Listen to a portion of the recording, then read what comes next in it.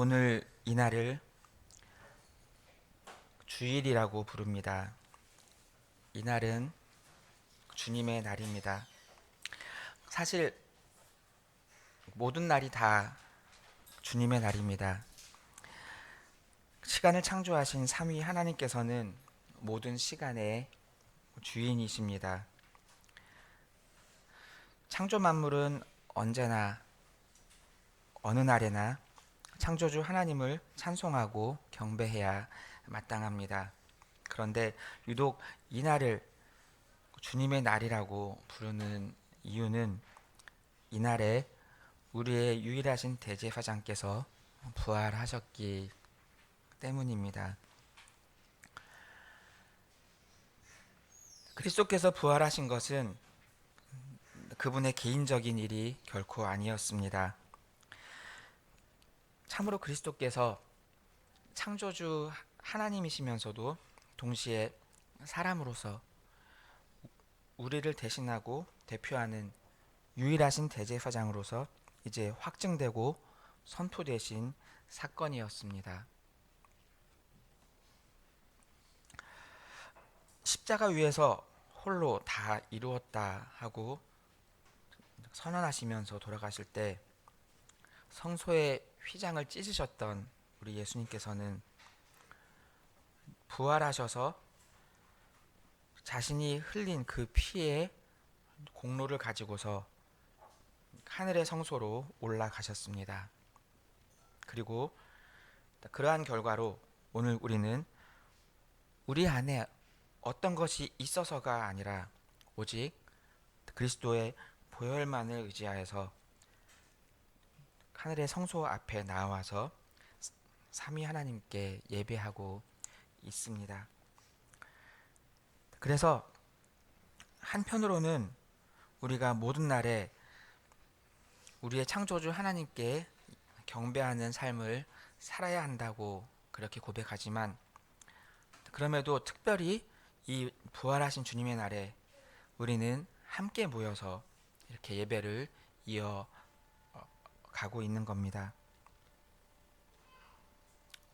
그리고 이 주님의 날은 구약에서 한 주의 일곱째 날인 안식일 바로 다음 날입니다. 그러니까 일곱째 날 다음이니까 여덟 번째 날이라고도 할 수 있고, 그것은 그 다음 한 주의 첫날이기도 합니다. 한 주는 7일이기 때문에 여덟 번째 날, 다시 말해서 그 다음 한 주의 첫날이라는 것은 일곱째 날인 안식일이 바라보던 새로운 시대를 가리키기도 합니다. 우리는 지난 시간에 레위기 8장에서 이스라엘의 대제사장과 제사장들의 위임식이 거행되던 장면을 살펴보았습니다. 그리고 그 예식이 창조의 7일을 생각나게 만든다 하는 사실도 함께 생각하였습니다.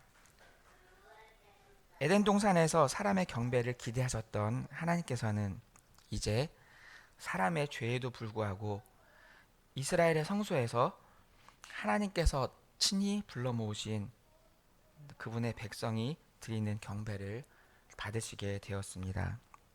그리고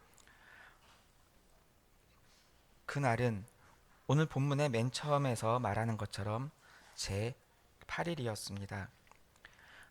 앞서 일주일 동안 제사장의 위임식이 열렸고, 그렇게 온 이스라엘 앞에서 그들의 대제사장과 제사장들이 세워진 후에 그들이 공식적으로 자신의 직무를 행하기 시작한 그 날은 제 8일이었습니다. 바로 이날에 이스라엘의 예배는 공식적으로 시작되었습니다. 나중에 레위기 23장에 가서 보면 더욱 분명하게 나오지만, 구약 시대에도 이미 하나님께서는 일곱째 날에 상설적인 그 안식일 외에 특별한 절기들의 맨 처음 날을 또한 안식일로 중요하게 지키도록 명하셨습니다. 이 일곱째 날 안식일이 일상적인 규례였다면 첫째 날 안식일은 절기들과 관련한 특별한 안식일이었습니다. 그리고 그러한 구약시대의 모든 안식일 규례들의 가장 최고 절정은 7번의 안식년 이후에 찾아오는 희년이었습니다. 7번의 7번을 곱한 그 해의 다음 해인 새로운 한 해가 영원한 안식과 구원의 완성을 바라보는 희년이었던 겁니다. 따라서 오늘날 우리의 유일하신 대제사장께서 하늘의 성소에서 우리를 향한 중보자로 계시고 우리가 이 주님의 날에 그분을 의지하여서 하나님 앞에 나와서 예배하는 것은 이처럼 레위기 9장에서 드려지기 시작한 이스라엘 회중의 예배에서부터 계속 이어져 온 겁니다. 이 예배는 애초에 우리 자신에게서부터 나온 것이 아니었습니다. 하나님께서 친히 계획하셨던 대로 중보자와 대제사장을 예비하신 터에서 그분의 백성을 불러 모으시고 그분의 회중으로 세우시기 때문에 가능한 일이었습니다. 천지의 창조주이시고 만물을 다스리시는 왕이신 하나님께서는 이렇게 친히 모든 것을 주관하셔서 여전히 반역적인 성향을 가진 죄인들 가운데서 주님의 백성들을 그분 앞에 경배하도록 불러 모으십니다.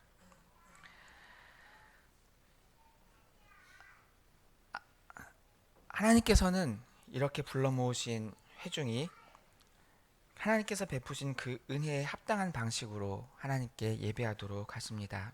그리고 그렇게 예배가 드려질 때 비록 그 개인으로서는 여전히 부족함과 허물이 있지만 하나님께서는 하나님께서 내신 그 방편들을 통해서 경배하는 회중에게 하나님의 복을 선언하시고 하나님의 영광을 나타내십니다.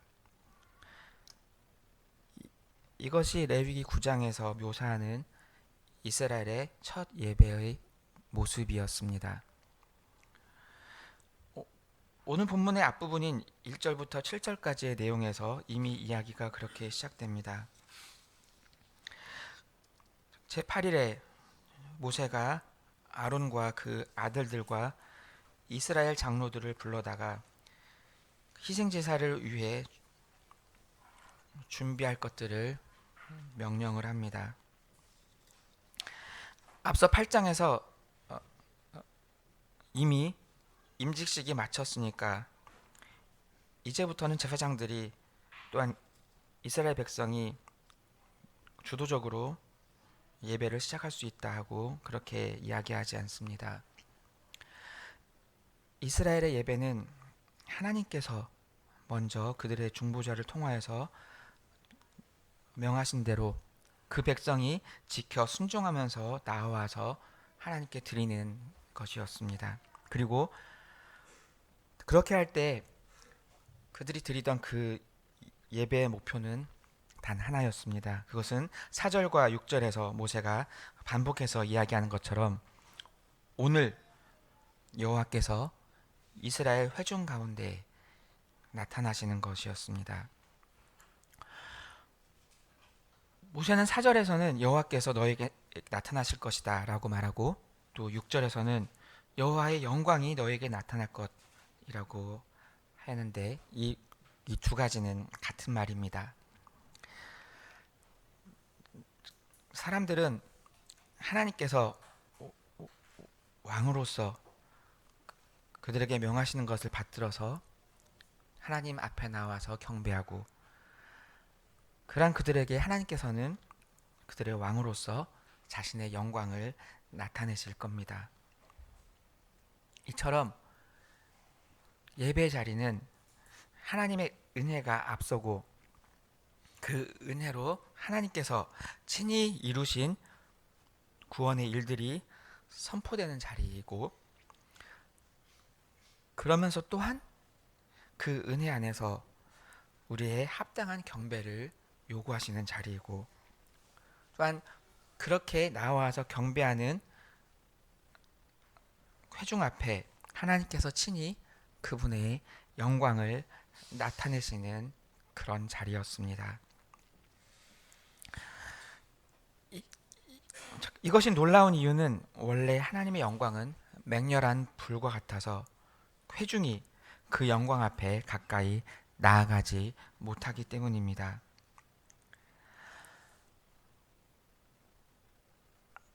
하나님의 영광이 어떤 겁니까? 영광이라는 말이 대체 무슨 의미입니까? 하나님의 영광은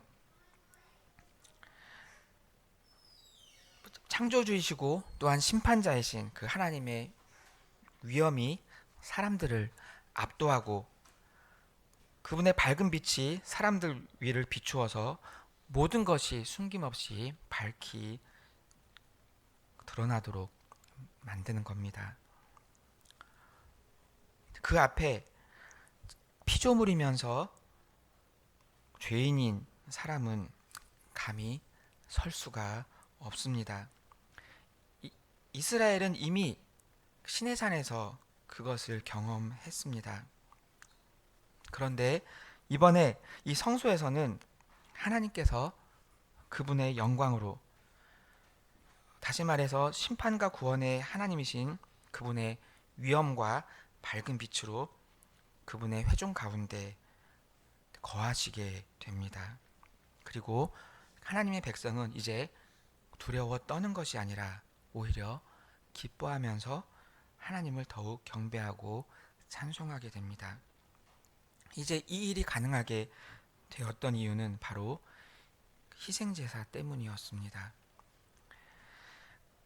하나님께서 친히 희생제사를 통하여서 내신 길을 죄인들이 겸손하게 받들 때, 이제 죄인들은 하나님의 영광을 피하게 되는 것이 아니라 오히려 기뻐하면서 그 영광 앞에 더 가까이 나아가게 되었습니다. 그래서 수많은 시편의 시인들도 이러한 예배의 자리를 그토록 사모하였습니다. 그리고 단지 그 예배 자리에 나온 것만으로 많은 문제들이, 그 문제들을 대하는 자신의 시선이 바뀌기 시작하는 것을 경험했던 겁니다. 비록 여전히 문제의 해결은 유언하다 해도 시인들은 이제 자기 자신의 어려운 문제들을 안고서 그 문제들과 함께 힘있게 살아갈 수 있게 되었습니다. 왜냐하면 예배의 자리에 나오면서 그들은 하나님의 은혜와 하나님의 영광을 함께 맛보았기 때문입니다. 모든 문제의 근원인 반역죄를 사하시는 그 은혜와 심판하시는 그 어미를 함께 맛보았기 때문입니다. 그래서 하나님의 밝은 빛이 우리의 삶을 두루 비추는 사실이 이제는 두려움이 아니라 그들에게는 위로가 되었습니다. 이러한 기적은 모세가 명하고 아론과 이스라엘의 장로들이 순종하여서 행하였던 그 희생 제사들을 통해서 이루어졌습니다. 이러한 희생 제사들은 하나님께서 내신 은혜의 방편이었습니다. 그리고 궁극적으로는 그리스도의 완전한 제사를 가리키는 방편이었습니다. 모세는 두 가지로 희생 제사를 준비하도록 그렇게 명합니다. 우선 아론과 그의 아들들, 그러니까 어제까지 7일 동안 위임식을 마친 그 제사장들에게는 속죄제와 번제를 준비하도록 하였습니다. 그리고 이스라엘의 장로들에게는 속죄제와 번제와 소제와 화목제를 준비하도록 하였습니다. 이것이 2절부터 4절까지 나옵니다. 아론이 준비해야 했던 것은 속죄제를 위한 흠없는 수송아지 한 마리, 그리고 번제를 위한 흠없는 수양 한 마리였습니다. 그리고 이스라엘 자손이 준비해야 했던 것은 속죄제를 위한 수염소 한 마리, 번제를 위한 1년 된 흠없는 송아지 한 마리, 어린 양 한 마리, 그리고 화목제를 위한 수소와 순양 각각 한 마리, 소제를 위한 기름 섞인 가루였습니다. 본문은 아론과 이스라엘 회중이 이 말씀에 순종하여서 그 방편을 사용하면 여호와의 영광이 그들 가운데 나타날 것이라고 강조해서 말합니다. 물론 그렇다고 해서 그것이 자동적인 것, 어떤 마술적인 의식으로서 그렇게 되는 것은 물론 아닙니다. 하나님께서 그 방편을 사용하시기를 기뻐하셨다는 뜻입니다.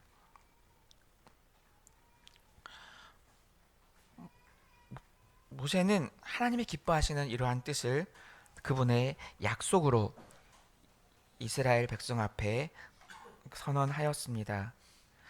그 약속에는 어린아이와 같은 겸손한 순종이 뒤따라야 했습니다. 그래야 그들이 하나님의 영광을 보게 되는 겁니다.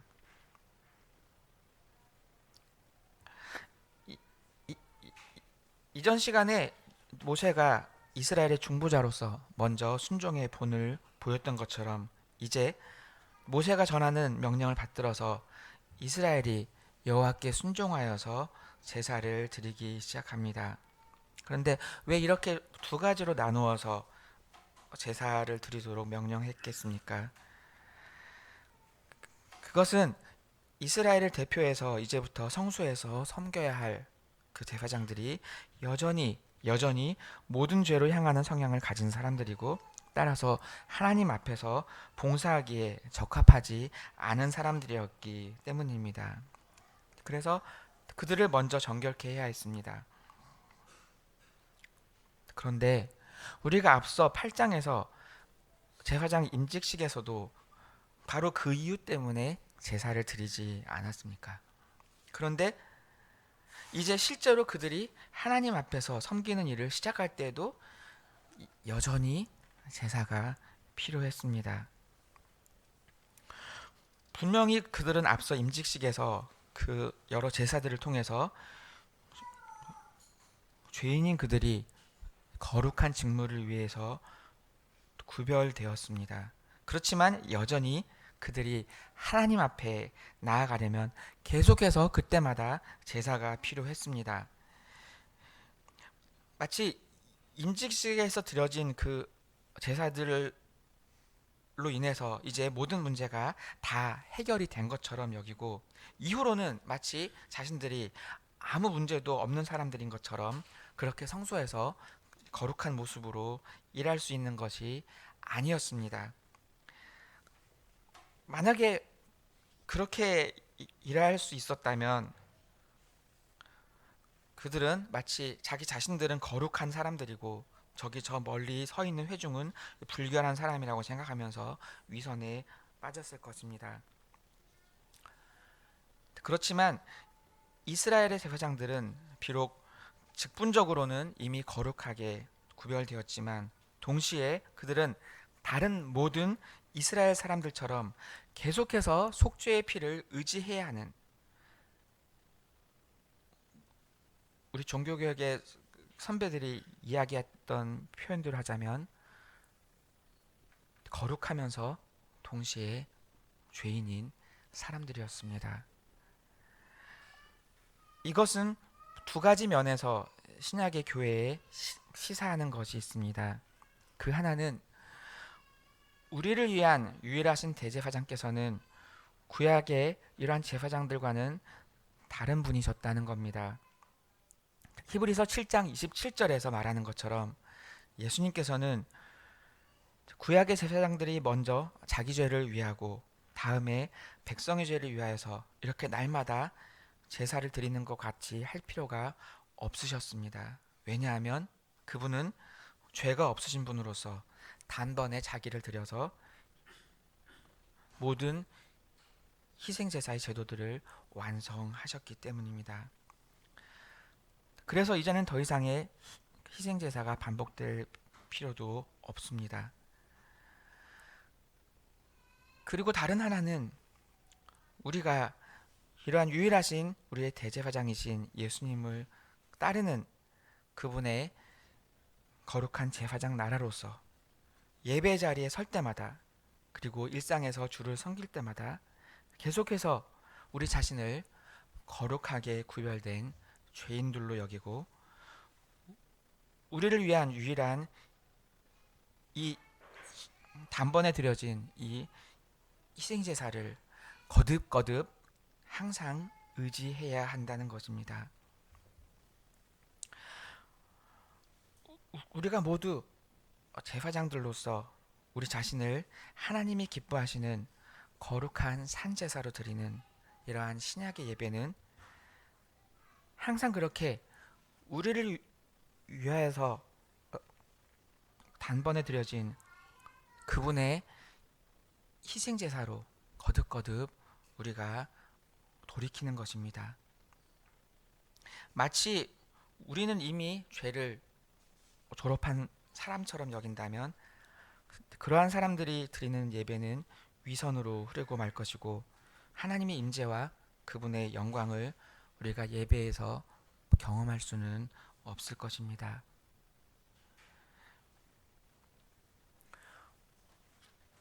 오늘 본문에서 8절부터 14절까지는 제사장을 위한 속죄제와 번제가 드려진 이야기입니다. 그리고 15절부터 21절까지는 백성을 위한 속죄제와 번제와 소제와 화목제가 드려진 이야기입니다. 그런데 여기 제사장을 위한 속죄제의 제물을 가리키는 말이 조금 독특합니다. 백성을 위한 속죄 제물은 수념소로 드리게 하셨는데 그것은 앞서 레위기 4장에서 족장의 허물에 대한 속죄 제물로 바치게 하신 것과 연결이 됩니다. 그런데 제사장을 위한 속죄 제물은 앞서 4장에서는 우리말로는 동일하게 수송아지로 되어 있지만 4장에서는 원문으로는 황소의 새끼라고 되어 있습니다. 그런데 여기 9장에서는 황소의 새끼가 아니라 송아지라는 단어를 사용하는데 이것은 그들이 금으로 송아지를 만들었다고 말할 때 사용했던 바로 그 단어이기도 합니다. 그 일에서 사실 아론은 돌이킬 수 없는 큰 흠이 있는 사람이었습니다. 이미 이스라엘의 대제사장으로 임직이 된 이 아론이 이제 자기의 직무를 수행하려고 할 때 가장 먼저 바쳐야 했던 것은 자기의 반역죄를 떠올리게 하는 짐승이었습니다. 그렇다면 이렇게 아론을 대표로 세운 이스라엘 백성도 아론과 함께 그 죄에 참여했었다는 사실을 먼저 떠올렸을 겁니다. 그러한 면에서 송아지는 이제 이스라엘의 제사장 직무가 시작될 때 온 회중 앞에서 드려져야 했던 속죄제물로 가장 적합한 짐승이었습니다. 속죄제가 원래 좀 더 정확하게는 부정함을 씻는 정결제사라는 것을 생각하면 금송아지 숭배로 나타났던 그들의 부정함을 그들은 하나님 앞에 나올 때 계속해서 가장 먼저 씻어야 했던 겁니다. 왜냐하면 거룩하신 하나님을 가까이 하면 가까이 할수록 더욱더 자신들의 반역죄가 지닌 그 부정함을 더 깊이 알게 되었기 때문입니다. 또한 이 송아지는 사실 이스라엘 회중이 드릴 수 있었던 가장 비싼 진미이기도 했습니다. 그들의 죄를 정결하게 할 대표적인 제사가 그들에게 임할 왕께는 가장 귀한 제물이 되었습니다. 이러한 속죄의 제사를 이제 모세가 아니라 아론이 그 아들들의 도움을 받아서 직접 수행하기 시작하였습니다. 그렇게 이제 아론이 손가락으로 제물의 피를 찍어서 번제단의 뿔들에 바르고 또 그 번제단 위에서 기름을 불사르고 또 그 고기와 가죽은 진영 바깥에서 불살랐습니다. 그리고 이스라엘 백성은 그 모든 과정, 아론이 하나님께서 모세에게 명하신 그대로 수행하는 그 모든 과정을 함께 지켜보았습니다. 그리고는 이어서 12절에서 아론은 순양으로 자신을 위한 번제를 드렸습니다. 번제는 우리가 이전에 살펴봤던 대로 죄를 용서하시는 은혜 안에서 우리 자신을 전부 주님께 드릴 수 있게 되었다라는 사실을 고백하는 그런 제사였습니다. 아론은 순양의 피를 뿌리고 그 제물을 전부 번제단 위에서 불사름으로써 그러한 은혜와 그러한 헌신을 고백하였습니다. 그리고 그러한 후에 이제 아론은 이스라엘 백성을 위한 제사를 드립니다. 그 순서는 마찬가지로 속죄제가 먼저이고 번제가 그 다음이었습니다. 그뿐 아니라 거기에 더해서 소제가 드려지고 또한 화목제도 함께 드렸습니다. 속죄의 제사로 이스라엘의 더러운 것들이 정결하게 되고 또한 번제로 그들이 죄를 용서하시는 은혜 안에서 그들 자신을 전부 하나님께 드리면서 나오게 되고 이어서 소제로 그들이 하나님께 감사하는 가운데 일상생활의 수로, 어, 어, 여러 가지 수고하는 일들을 힘써 감당하게 되는 것을 고백하였습니다. 그리고 마지막으로 화목제로는 무엇을 고백했겠습니까? 그들이 자신들의 왕이신 하나님 앞에서 먹고 마시면서 거룩하신 하나님을 알고 또한 하나님께서 참으로 그들을 아시는 그러한 사귐 안으로 이제 들어가게 되는 사실을 그렇게 온 회중이 함께 고백한 겁니다. 이스라엘은 그들의 제사장이 정결하게 자기 자신을 전부 드린 후에 섬긴 그 일을 통하여서 이제 자신들이 하나님과 화목하게 되는 것을 고백하였습니다. 그들이 하나님께서 친히 말씀하신 방식으로 하나님께서 친히 내신 방편을 통하여서 자신들의 죄와 부정함이 다루어지고 그러한 결과로 그들이 자신을 하나님께 드리고 하나님을 섬기면서 일상을 살아가게 하시는 그 은혜를 이제 이렇게 고백하면서 그들은 하나님 앞에 예배하였습니다. 이렇게 그들은 하나님께서 모세를 통하여서 명하신 그대로 순종하여서 이러한 제사를 드리면서 하나님 앞에 나아갔습니다. 그리고 그 모든 제사가 마쳤을 때 아론이 이스라엘을 축복하였습니다. 여기 22절과 23절을 보면 아론은 두 번 회중을 향하여서 축복합니다. 그 첫 번째는 번제단 위에서 하나님께서 명하신 대로 모든 제사가 마쳤을 때 그 번제단을 내려오기 전에 먼저 아론은 손을 들어서 백성에게 복을 선언하였습니다. 아론은 직분자로서 하나님께서 명하신 대로 이러한 제사들을 드리면 그들 가운데 하나님께서 친히 그분의 영광을 나타내실 것을 약속하셨기 때문에 그 약속을 의지하여서 하나님의 복을 이스라엘에게 선언한 겁니다. 따라서 그러한 복의 선언은 어떤 아론의 권위나 아론 안에 있는 어떤 것이 아니라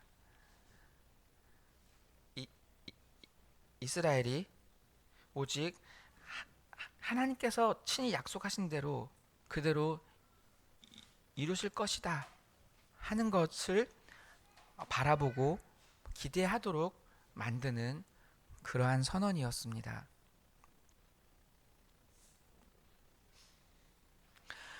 그리고 두 번째 축복은 모세와 아론이 함께 이제 회막에 들어갔다가 나온 뒤에 주어졌습니다.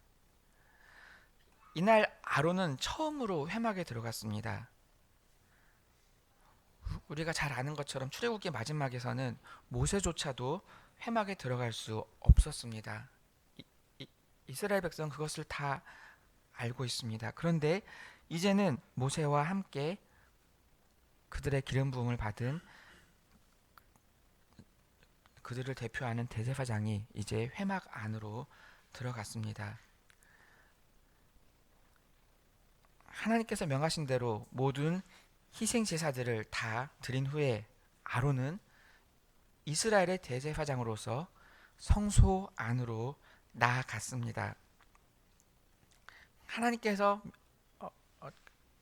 명하신 대로 모든 제사를 마친 것을 이제 하나님께서 기쁘게 받으시기를 구하는 마음으로 회막 안에 들어간 겁니다. 그리고는 무사히 나와서 이스라엘 백성 앞에 다시 한번 서서 여호와의 복을 선언하였습니다.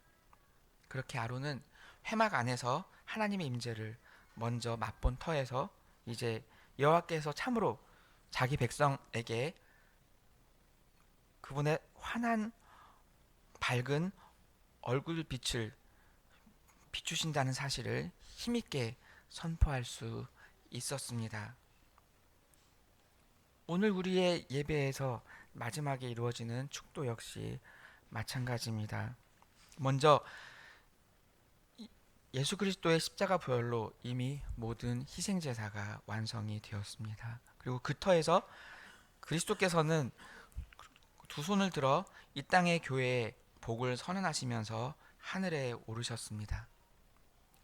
그리고 하늘 성소에서 그리스도의 희생 제사를 성부께서 기쁘게 받으셨고 그 터에서 이 땅의 교회에 성신을 보내주셨습니다. 그래서 우리는 오늘날 삼위 하나님의 이름으로 복을 선언합니다. 이러한 선언은 오직 그리스도의 유일한 희생 제사를 의지하여서 우리가 하나님 앞에 경배한 후에 하나님께 믿음으로 약속하신 복을 구하는 것이면서 동시에 하나님의 존전에서 이미 이루어진 사실로서 선포되는 것입니다. 오늘 본문의 마지막에는 이렇게 아론이 두 번째로 복을 선언할 때 마침내 여호와의 영광이 온 백성에게 나타났다고 말합니다. 특히 마지막 구절을 보면 불이 여호와 앞에서 나와 단 위에 번제물과 기름을 살랐다고 말합니다. 여호와의 영광의 구름이 성막을 가득 채우고 그 영광의 빛이 밝게 비추는 가운데 무엇보다도 심판하시는 불이 여호와께로부터 나와서 옛적의 소돔이나 고모라처럼 이스라엘 백성을 불사른 것이 아니라 그 대신에 이미 번제단에서 불타고 있던 번제와 속죄제와 화목제사의 이 제물들을 단번에 완전히 집어삼켰습니다. 나중에 엘리야가 갈멜산에서 제단을 쌓았을 때 나타났던 바로 그러한 장면을 이미 이때 이스라엘 백성은 함께 목도하였습니다. 그 장면은 심판과 구원의 어미로우신 하나님께서 바로 이스라엘을 자기의 소유로 삼으신 그들의 하나님이시다라는 사실을 극명하게 나타내었습니다. 따라서 그 모습을 본 모든 이스라엘 백성은 환호하면서 얼굴을 땅에 대고 하나님 앞에 엎드려 경배하였습니다. 여기서 개역 성경에 소리 질렀다라는 말은 비명을 지르는 것을 이야기하지 않습니다. 이것은 기쁨의 환호성입니다. 그들은 하나님의 영광 앞에서 더 이상 무서워하지 않게 되었습니다. 대신에 기쁨에 넘쳐서 땅에 엎드려서 그들의 왕을 경배하였습니다. 오직 하나님으로 기뻐하면서 자신의 모든 것을 낮추어서 그분을 자신들의 왕으로 경배하는 이러한 것이 이스라엘이 광야에서 드렸던 이 첫 예배에서 나타났던 마지막 모습입니다. 그리고 이것은 오늘 우리에게 권고하시는 예배의 모습이기도 합니다.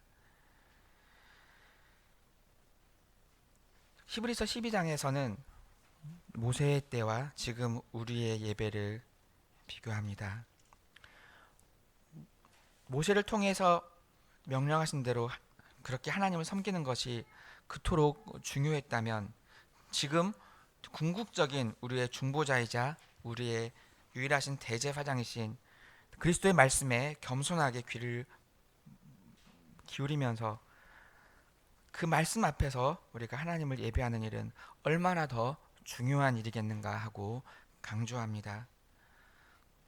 그러면서 28절에서 우리가 경건함과 두려움으로 하나님을 기쁘시게 예배하고 섬기자 하고 말하면서 우리 하나님은 소멸하는 불이시다 하는 사실을 이야기합니다.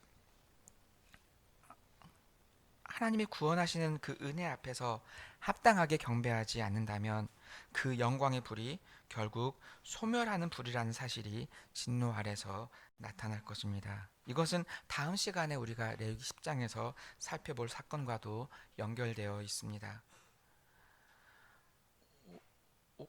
오늘은 다만 이러한 경고가 구약에만 해당하는 것이 아니라 신약에서는 더욱더 해당된다는 사실을 생각하면 좋겠습니다. 구약의 이스라엘 백성은 아론을 보고서 하나님께 경배한 것이 아닙니다. 아론과 자기 자신들은 금송아지 숭배의 허물이 있었습니다. 그리고 그 사실을 그들은 오히려 뼈저리게 다시 기억하고 있었습니다. 그러한 그들이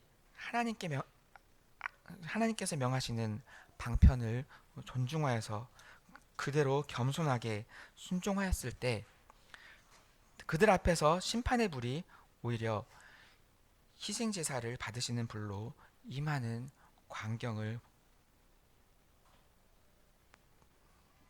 그러한 광경을 보고서 그들은 말할 수 없는 기쁨으로 하나님께 경배하였습니다. 우리가 오늘 그리스도 안에서 하나님 앞에 나와서 예배한다는 것이 바로 이것입니다. 원래는 심판의 불로 소멸되어야 할 죄인이 그리스도의 온전한 희생 제사를 의지하여서 오히려 하나님의 소유가 되고 삼위 하나님의 영광 앞에서 소멸되는 것이 아니라 그 영광에 더 가까이 나아가게 되는 겁니다. 오늘 우리는 예배에서 이렇게 오직 죄사함의 은혜에 근거하여서 하나님의 영광 앞에 가까이 나아가는 것을 우리는 경험하고 있습니까? 하나님의 복음의 말씀의 그 밝은 빛이 우리의 마음을 비추고 우리의 삶을 해석하고 우리의 깊은 죄를 드러내지만 그 빛이 우리를 소멸하는 것이 아니라 오히려 하나님 앞에 기쁨으로 엎드려 경배하게 만듭니까? 그러한 일은 우리가 오직 그리스도께서 자신을 드리신 그 희생 제사들을 의지하는 겸손한 마음으로 주 앞에 나올 때 주께서 약속하신 대로 반드시 이루어 주시는 일입니다. 만일 그러한 일이 없다면 우리는 그대로 어두움 가운데서 완고하게 소멸되어 갈 수밖에 없습니다. 오늘날 참된 예배가 갈수록 희귀해져 가는 이 시대에 우리가 이러한 예배를 드리고 여기에서 구원을 누리게 되기를 바랍니다. 그래서 이 주님의 날에 삼위 하나님의 복이 우리의 삶에 선포된 터에서 우리가 이 마지막 때에 일상생활을 신실하게 살아가게 되기를 바랍니다.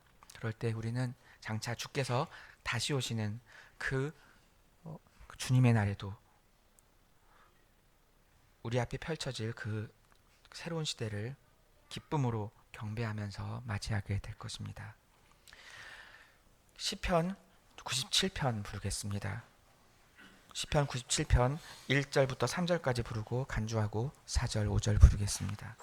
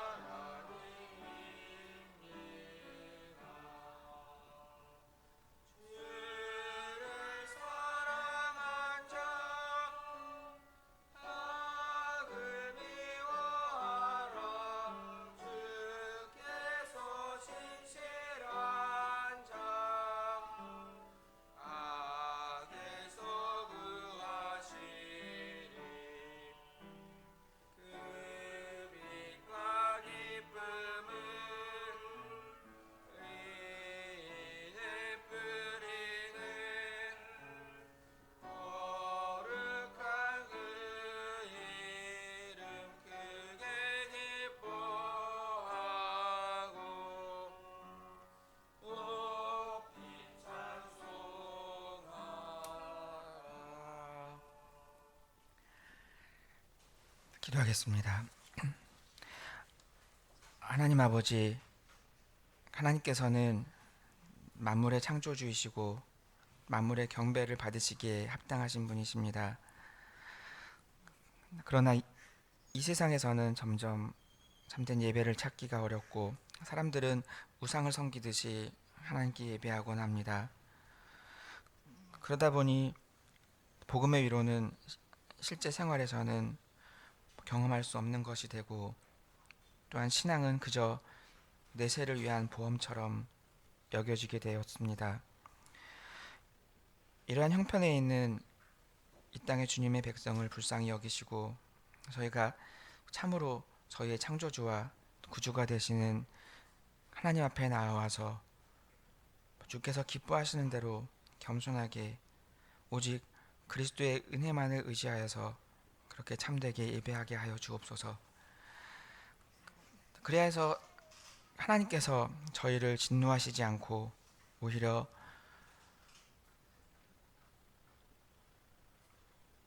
죄인인 저희에게 주님의 복을 베푸셔서 이 땅에서 기쁘게 저희 주님을 섬기며 살 수 있게 하여 주옵소서.